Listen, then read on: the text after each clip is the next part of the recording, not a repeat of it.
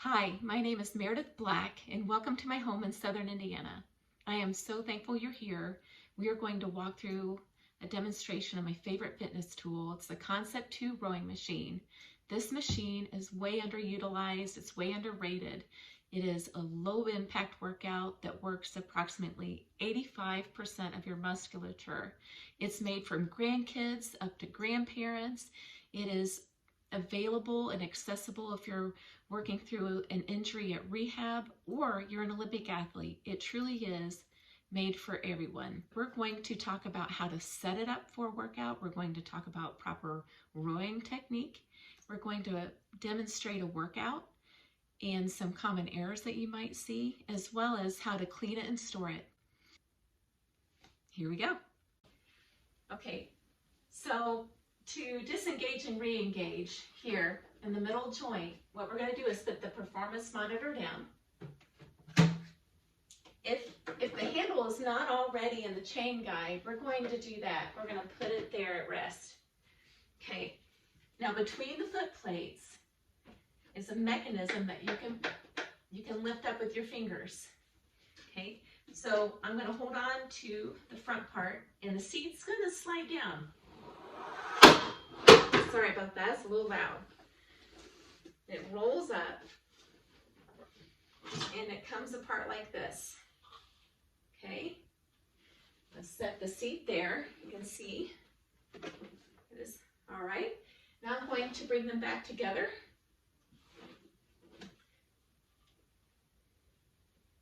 And it hooks right in fairly easily. Okay, and I'm gonna, these wheels, it's a little easier on a maybe a non-carpeted surface. There it goes. The next thing we do is we get our monitor up, our handle here in the hook, and now we're going to look at the damper setting. When you walk up to a Concept2 rowing machine, the first thing you want to do is check the damper setting. When I first started rowing, I thought it had to be at a 10 because that has to be the most challenging, but I was wrong. Actually, what this damper setting is it is a way to allow air inside of this machine. It is a mechanism that works on efficiency, not resistance. Let me explain a little more. At a 10, you open up all these vents and allow maximum airflow into the flywheel, into the fan. As you go lower in number, all the way down to 1, it closes. Now, let's say you're a runner and you are training for a race and you go to a sand dune. If you are running up that sand dune, that would be like a 10. It's going to be slow. It's going to be hard. It's going to slow down your form. But you're going to be taxing your muscles quite a bit. Maybe not your cardiovascular as much as you should, but you will be taxing your muscles. And it's a great workout. It's just not something you want to do consistently if you want efficiency. Now, likewise, if you go all the way down to 1, that might be similar to someone that's running down a steep hill. Now, that may sound easy, but you have to have your form on point, and you have to be pushing at the right times and have force to get that form on like exactly the way it needs to be so you don't get injured. And it's going to tax your lungs a lot more. Okay, so that is more like being in a sleek racing boat, and 10 is like rowing in a fishing boat filled with fish. So this is not a measurement of resistance. It is a measurement of efficiency. And believe it or not, most rowers row, on the water rowers who do it professionally row in the middle somewhere. It is suggested that 3 to 5 is going to be the best place to start. So that is your damper. So we have our damper set on a 3. Our performance monitor is up and ready. Our handle is in the hook, and now we need to get our feet in the flex plates. How we do this is we put our feet in the straps, And the straps are going to fit about over the top of the laces here, the widest part of the foot. Okay, now that we have our feet ready to go, we are going to practice a fundamental drill called a pick drill. And what it does is it picks apart every element of the stroke as to help build muscle memory, power, and efficiency. We're going to get our seat bones in the middle of the seat. We're going to gently hold on to the handle, putting it at our fingertips, wrapping our thumb around. We're going to have our arms relaxed, our shoulders relaxed, our core engaged. Okay, we're going to begin back here at the finished position. Okay, I'm going to be at 11 o'clock. I'm going to have my shoulders slightly behind my hips. My lats are engaged, my core is engaged. And I'm going to pull my arms up to the bottom of my sternum. Okay, then I'm going to release my arms like this.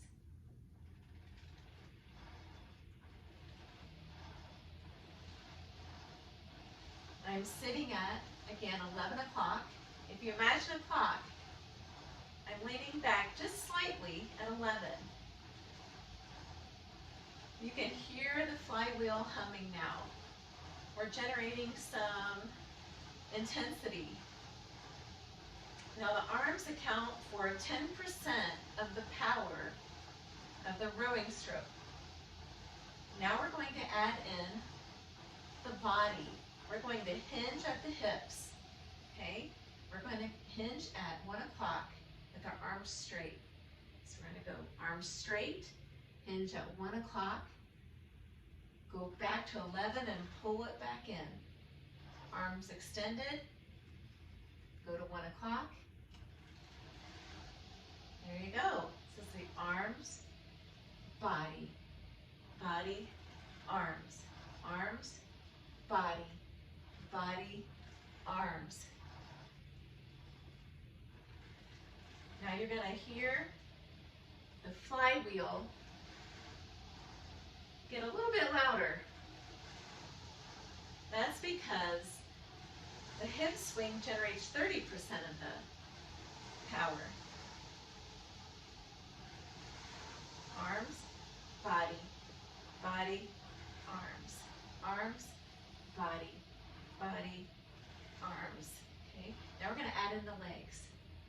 We're going to go up to a quarter slide, half slide, 3/4 slide, and then a full slide. Okay, keeping our arms extended, leaning at 1 o'clock. Okay, we're going to go into a quarter slide. Okay, start arms, body, legs, push. Arms, body, legs, push. Arms, body, legs.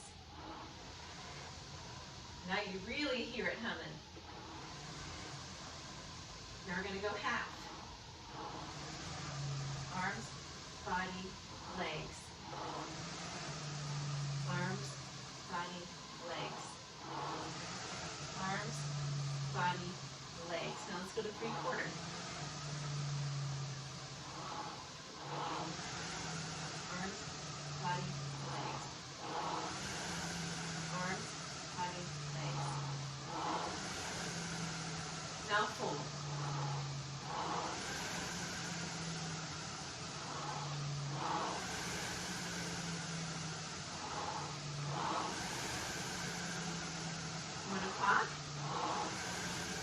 Arms straight over those knees. Knees remain extended the whole time until the handle passes over them.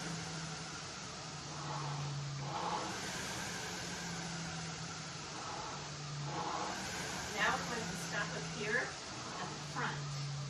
This position is called the catch. This is where you're going to catch a lot of your energy.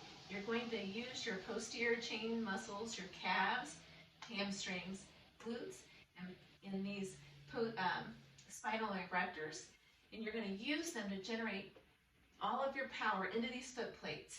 Okay? The machine creates resistance in accordance to how much intensity you put into the machine.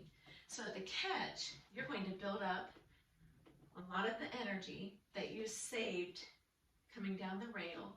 You're going to stop here. You're going to get your shins perpendicular to the floor. Your knees are slightly in line with your ankle. Okay, you are at 1 o'clock. Your arms are relaxed. Your lats are engaged.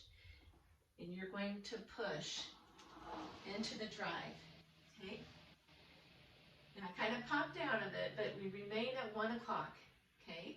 We're going to go back in the catch. You're going to go into the drive, and the hip swing, and the finish there. Okay. And recover. Okay. Catch, drive, finish, recover. Catch, drive, finish, recover. Now recover is exactly what it sounds like. It is the time that you rest those muscles. You need to get them ready for that spring-loaded action there in the drive. The recovery is this part sliding into the flywheel. It's going to be twice as long.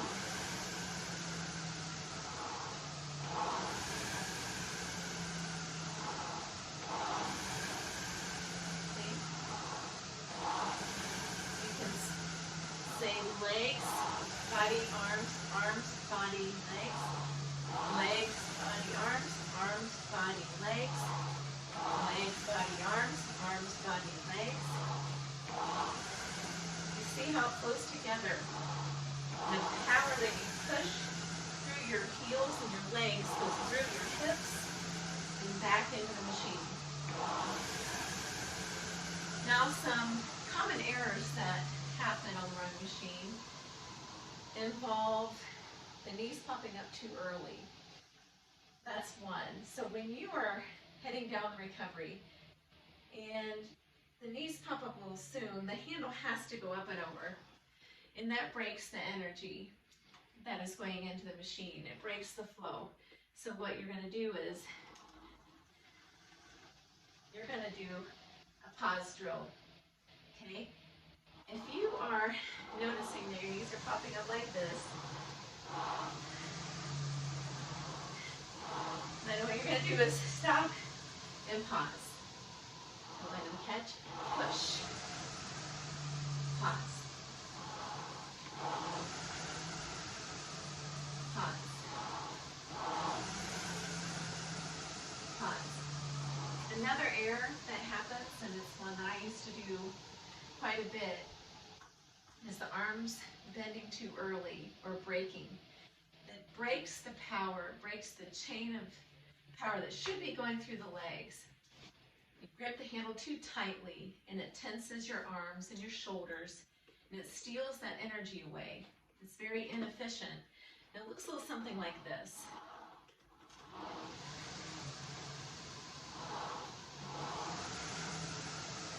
You might feel like you're leaning back too far too, which can make your back very tired. So to correct this early arm break, you can do the reverse pick drill. What you do is you start at the catch and you drive. You maintain your 1 o'clock, arms relaxed and extended. And then you're going to go into the hip swing. There you go.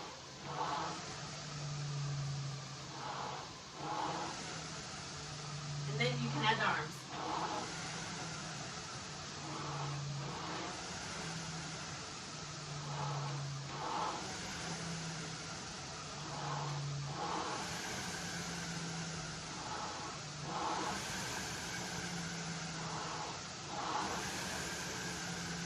Load up in that catch position and push.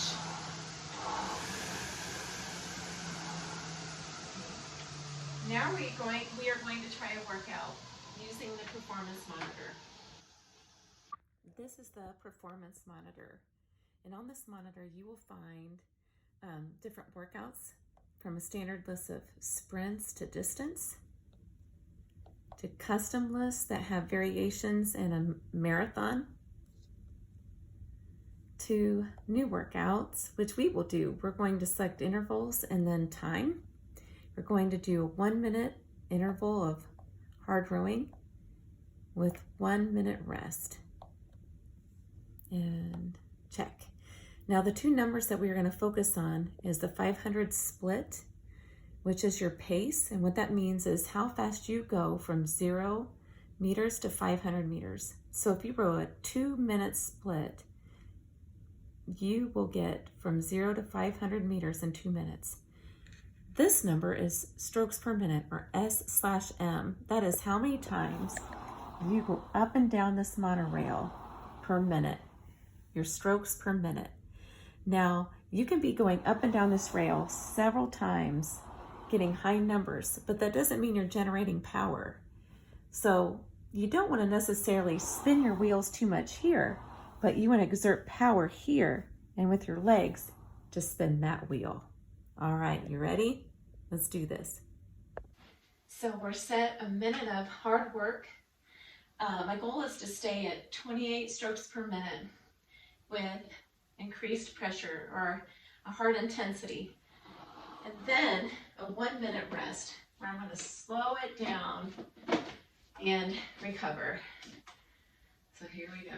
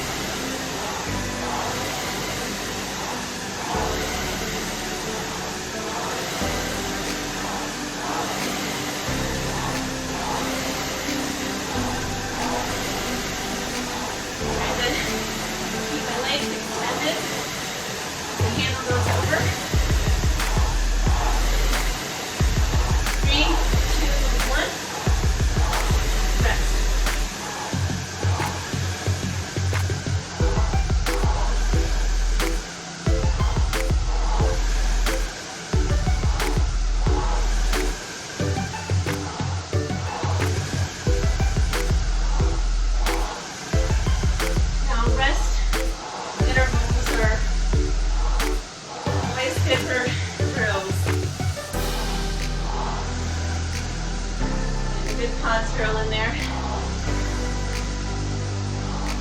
Reverse pig drill.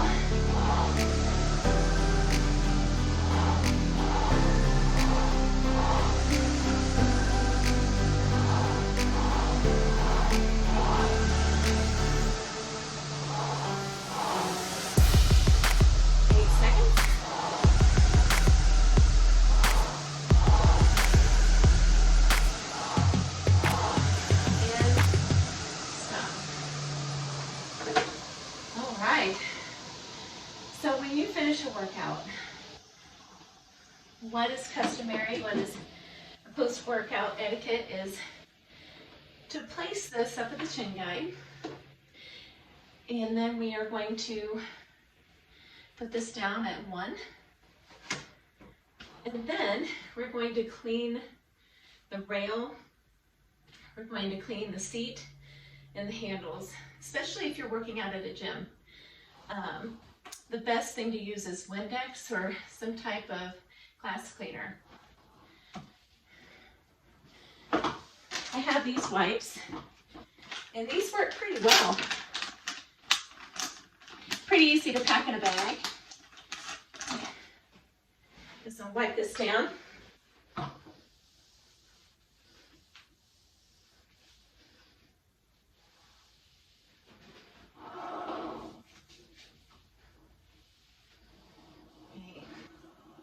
Get in the seat and the handle, and you'll use a clean dry cloth to get the performance monitor, and you can put that down, and you're set to disengage or store your meter.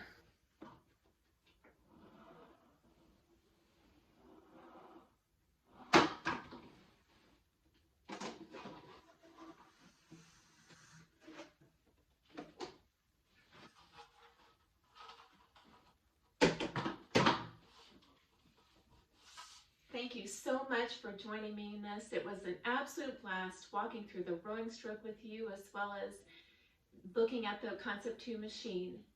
I hope you keep rowing and keep practicing and keep giving it a chance. Let's keep rowing.